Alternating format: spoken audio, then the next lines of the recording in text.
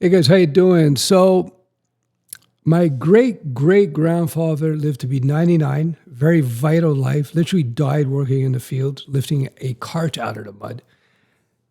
His daughter, my great-grandmother, lived to be 98, very thin, didn't smoke, didn't exercise too much. In her last 15 years of her life, where she was kind of like, didn't get around too much. Her daughter, my grandmother, she was the unfortunate one. She only lived to 80. She was a smoker and she was fat. So what I have observed in my life amongst the 35 to 40 people that are now deceased that I've known, the fat smokers went first, then the fat people, then the thin smokers, then the thin people. If you throw in alcohol, it's an extra negative. So if you drink a lot, you're going to lose a lot of years. But I think even more importantly, you're going to lose quality of life. There's two concepts that people are looking at now in terms of lifespan. They're looking at lifespan and they're looking at health span. What's the point of living a life where you're in constant pain, constantly sick, and barely move for the last 5-10 years of your life, right? It doesn't make any sense. Not a good existence. So the younger you adopt some of these principles I'm about to lay out here, the better off you're going to be. Although the body has an amazing capacity for recovery. So if you are older and you implement some of these ideas, you'll be far better off for them. Again, I think we all know this. Exercise a lot.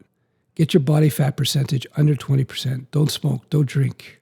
Eat natural foods, unprocessed foods. Red meat is the most nutrient-dense food out there. We are flesh and bone creatures. We're flesh and bone and water. So it stands to reason that if you eat flesh and bone and consume a lot of water, you're going to be better off. So there you go.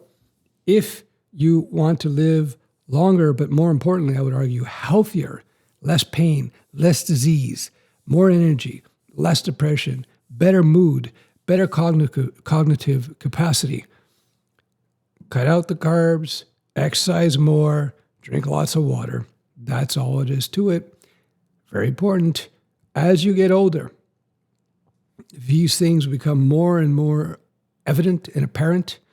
And at my age, I'm starting to see, as I saw in the past with my older relatives and friends, people my age are starting to feel the impacts of the decisions they made in terms of lifestyle decades ago. So I'm seeing people who are smokers, who are drinkers, they're starting to feel it hard in a bad way. People who didn't exercise are starting to feel it hard and in a bad way. All kinds of illnesses are appearing, some very dangerous illnesses.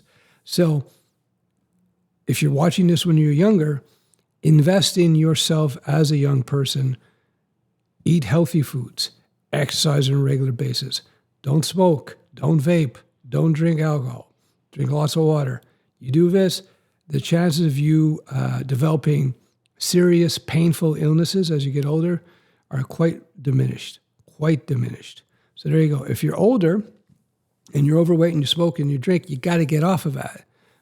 And how do you get off of that? There's no pill to take, and it's about habitual change. Start breaking the patterns of habit, breaking those psychological and those physiological addictions you have to drinking, to smoking, to eating crappy food.